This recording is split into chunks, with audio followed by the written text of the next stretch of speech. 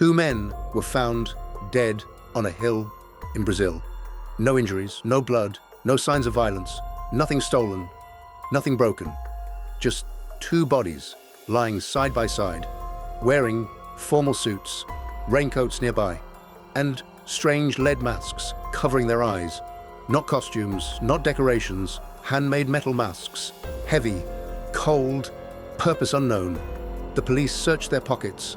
Money was still there, a towel, a notebook, and 1 handwritten note, short, cryptic, terrifying. 1630, be at agreed place. 1830, ingest capsules. After effect, protect metals, await signal. That was it. No explanation, no names, no reason. The hill overlooked the city below. Quiet, empty, isolated. A strange place to die, especially dressed like that, especially wearing lead masks. The officers examining the scene immediately felt something was wrong. Not ordinary wrong. Something deeper, something unsettling, because the men looked prepared, as if they expected something to happen. But whatever happened, killed them both. And decades later, no one truly knows why they climbed that hill, or why they never came back down alive. The bodies were discovered by chance. A local boy noticed them first, lying motionless on the hillside. At first glance, they looked asleep, peaceful even. No visible suffering, no signs of struggle, just stillness. Police climbed the hill carefully. The weather had already damaged parts of the scene. Rain soaked the ground. Evidence blurred. But the strangest details remained untouched. The lead masks, perfectly positioned over their eyes, cut roughly by hand. No lenses, no openings except breathing space. Investigators immediately asked the obvious question. Why wear masks like that? There was no clear answer, and there still isn't. The bodies showed no major trauma, no bullet wounds, no knife injuries, no defensive marks, nothing suggesting attack. That alone confused investigators, because people rarely die mysteriously in pairs, and almost never like this. The note made everything stranger. It sounded planned, organized, deliberate, not random. The wording implied instructions, a sequence, almost ritualistic. Protect metals. Await signal. Signal from who or what? No one knew. The police searched the surrounding area. No weapon, no equipment explaining the masks, no clear poison nearby. Nothing. Witnesses began reporting strange details. Some claimed they saw unusual lights over the hill earlier, bright objects, strange flashes. Others mentioned the men acting oddly before disappearing. The atmosphere around the case changed quickly. It stopped feeling like a normal investigation and started feeling like something impossible. To understand why the lead mask's mystery became legendary, you have to go back to 1966. Brazil, the city of Niterói.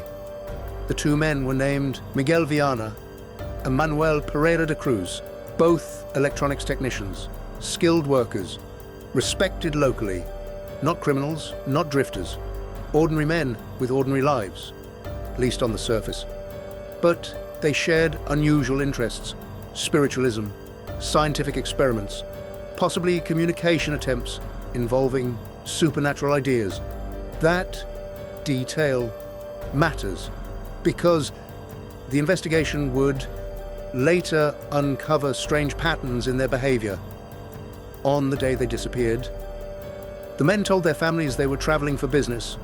Routine work, nothing suspicious. They carried money with them, enough for supplies. Witnesses later saw them buying raincoats, even though the weather was hot.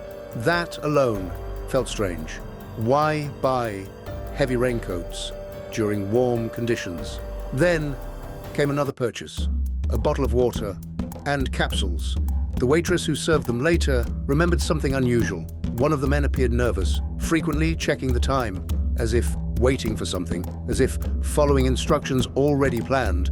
After that, they traveled toward Vintém Hill, an isolated location already connected to strange local stories. People reported unusual lights there before, odd activity.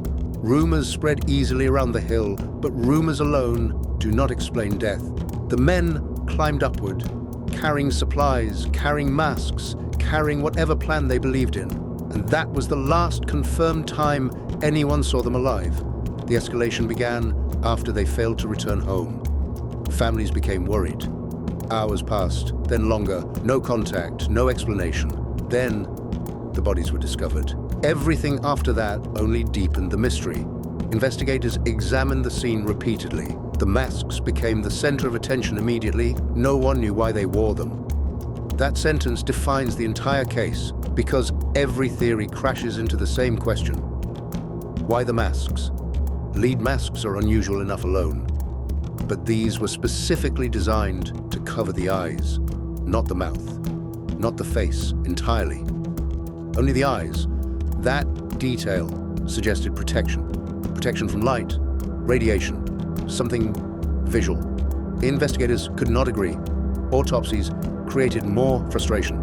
The bodies were too decomposed for definitive toxicology. No clear poison confirmed. No exact cause of death identified. That failure changed everything, because now the case lacked its most important answer. How did they die? Without cause of death, every possibility remained open. Police searched the men's backgrounds further. Friends described strange scientific spiritual experiments, attempts to contact other dimensions, other worlds. Some reports suggested they believed in extraterrestrial communication. Others mentioned psychic practices, electronic signals, energy experiments. The note reinforced those ideas. A wait signal. That phrase became infamous. Signal from what? Some investigators believed the capsules mentioned in the note caused death, possibly poison, possibly drugs, maybe accidental overdose during some ritualistic experiment.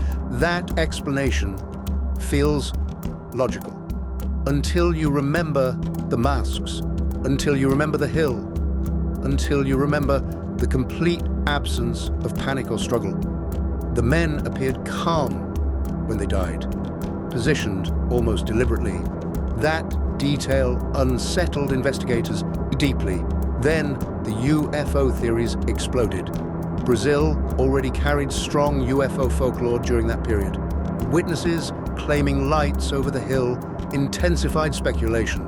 Some believed the men expected alien contact. Others believed they attempted communication experiments involving radiation or energy. The lead masks suddenly seemed connected. Protection from bright light, protection from radiation, protection from something descending from the sky. No evidence confirmed any of this, but the mystery encouraged imagination because normal explanations felt incomplete. Another theory focused on cult activity. Maybe the men belonged to a secret spiritual group. Maybe the instructions in the note came from someone else, a ritual, a ceremony, an experiment gone wrong. That would explain preparation, the timing, the capsules, the waiting. But again, there was no direct evidence, no organization confirmed involvement, no hidden group uncovered, only suspicion. Then came theories involving scientific experiments. The men worked with electronics. Maybe they believed they could contact unseen forces using technology, energy fields, signals, radio frequencies, some combination of science and mysticism. That idea sounds bizarre, but not impossible for the era, especially during a time obsessed with space, signals, and unknown phenomena. Another unsettling possibility. The men willingly poisoned themselves. Not suicide exactly, more like participation in an experiment they expected to survive. That could explain the calm scene, the lack of violence, the planned instructions. But why? What outcome were they expecting? And why the masks? No one knew why they wore the masks. That sentence kept returning. Again and again, investigators revisited the case repeatedly. Each theory solved one part, then created another problem. Poison explains death, not the masks. UFOs explain the masks, not the physical evidence. Cult theories explain planning, not the lack of additional participants. Nothing fits perfectly, and imperfect explanations keep mysteries alive. The hill itself became part of the horror, quiet, elevated, watching the city below, a place where two men climbed carrying secrets, then died without explanation, even decades later. The masks remain unexplained. Cold metal shapes covering dead eyes, simple objects becoming symbols of something larger, something unresolved. Because the lead mask's mystery is terrifying for one reason above all others. It feels intentional, not random. The men prepared for something, expected something, waited for something, and whatever arrived never revealed itself. The final image remains haunting. Two bodies, formal clothing, raincoats nearby, lead masks covering their eyes, a cryptic note in a pocket, and silence surrounding all of it. No confession, no proven cause, no final answer, just questions. Two men climbed a hill and never came back down alive.